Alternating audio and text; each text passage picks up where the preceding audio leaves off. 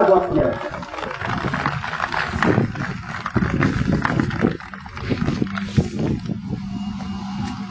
One of the early voices sounding the alarm bells of Common Core was Karen Bracken. She has founded the Tennessee Against Common Core organization. She's been a leader in the fight to educate people about Common Core, and she literally was the Paul Revere in Tennessee of Common Core. Encourage you to welcome loudly Karen Bracken. Wow, thank you. Thank you. Gee, can I vote now, Mr. Carr? Can I vote today? Thank you. Talk about a hard act to follow. I'm here today to talk with you about what I consider to be the real issue in education here in Tennessee and across America. When we talk about Common Core with proponents, they always try to focus the issue around its just standards. We need to make sure they understand our issues go much deeper than just the standards. Remember this. Liberal progressives always like to say the issue is never the issue. At the state level, the real issue is the 4 assurances of the race to the top. We need to repeal the bills passed by our Tennessee legislators that approved our participation and support of Race to the Top and the 4 assurances. These 4 assurances were the strings attached by the federal government. In order to be considered for Race to the Top money, you had to comply with the 4 assurances. And many states, including Tennessee, changed laws in order to comply. The stimulus funds provided $100 billion to the United States Department of Education. These funds were offered to the states in a number of different ways, but they all had the same 4 assurances built in. We had Race to the Top, No Child Left Behind waivers, and the state fiscal stabilization funds. Just repealing Common Core standards, although it needs to be done, will not stop the real agenda. The assurances are, 1, common standards and assessments. These are national standards that will result in national assessments, all in order for the government and others to obtain interoperable data. These standards were never tested, researched, piloted, or internationally benchmarked as promised. Nor were these standards proven developmentally age appropriate. Although the proponents adamantly deny this, I and others believe these national standards and assessments will eventually lead to a national curriculum. Even Bill Gates said, these standards and assessments are just the beginning. He also said, we have no idea if these reforms will work. It will take a decade to know for sure.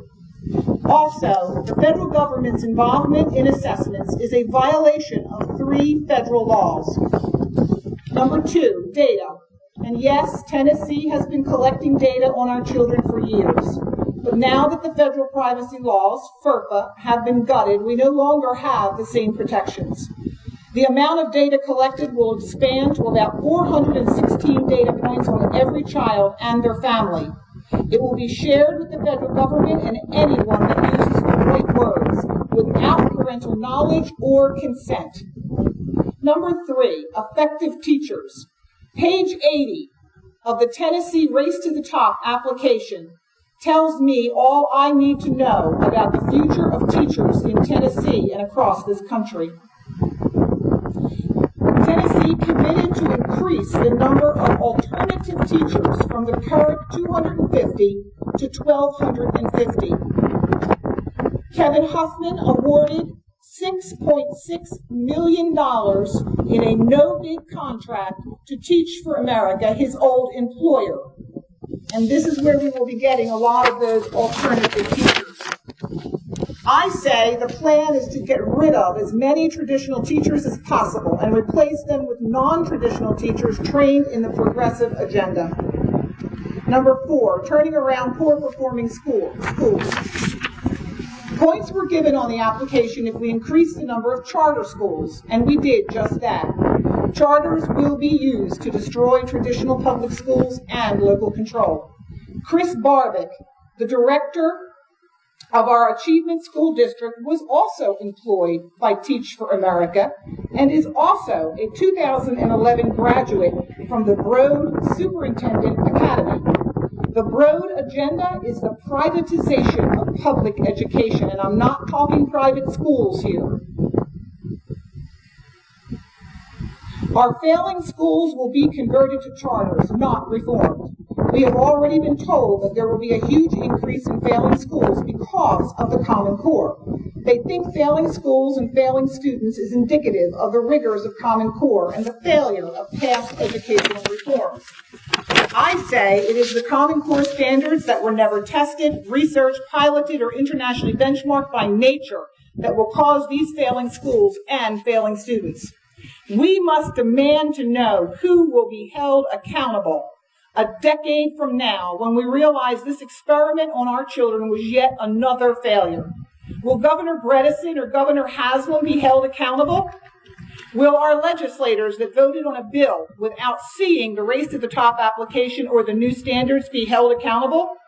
Who will pay the price for another failed education experiment? It will be our children and America's future as a sovereign nation. If improving education was the top priority, they could have gone to Massachusetts or California any time and adopted tested and proven successful standards. The agenda is not and never was to improve education. It was never about turning around poor performing schools. It was never about effective teachers. It is about pushing an un-American progressive agenda to fundamentally transform American education. And the governors took the bait. This was tried back in the Clinton administration, but Congress and the public shut it down. This administration figured out in order to move the agenda forward, they had to bypass Congress and the public. And that is exactly what they did when they used stimulus funds to advance the agenda. Ask yourself this. Why do both of our president's daughters attend a school that does not utilize Common Core and has no intentions of ever utilizing Common Core? Is this another case that it's good enough for the common man, us, but not good enough for the elite, them? The citizens of Tennessee must be engaged. Our elected officials need to be more afraid of us than they are of Governor Haslam, Kevin Huffman, SCORE, Bill Gates, Students First, and many other organizations that lobby for Common Core and the destruction of our traditional public schools and our traditional teachers. Remember, the American education system has produced some of the greatest minds in history, and we did it without computers, tons of data, and without federal government intervention. We did it with engaged parents, dedicated teachers, and schools governed at the local level. We must get back to these basics if we want to fix education. Have we come to a point in America where we care more about becoming good global citizens than becoming good American citizens? I surely hope not. No, our fight is not just about standards.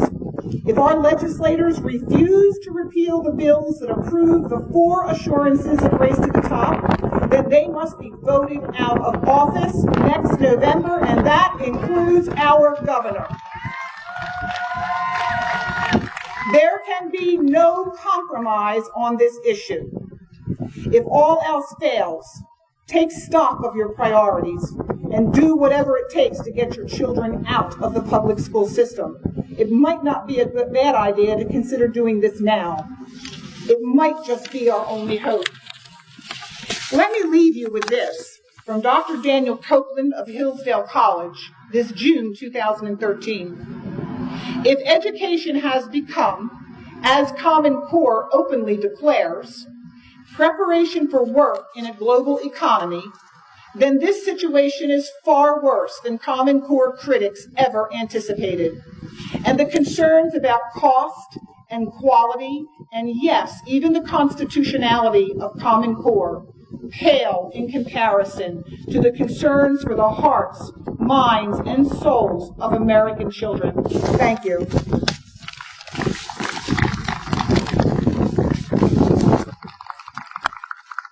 Thank you, Karen.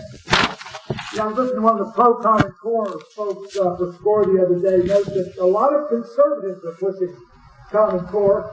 The only two he mentioned by name were Governor Bill Haslam. Yeah, I laughed too. And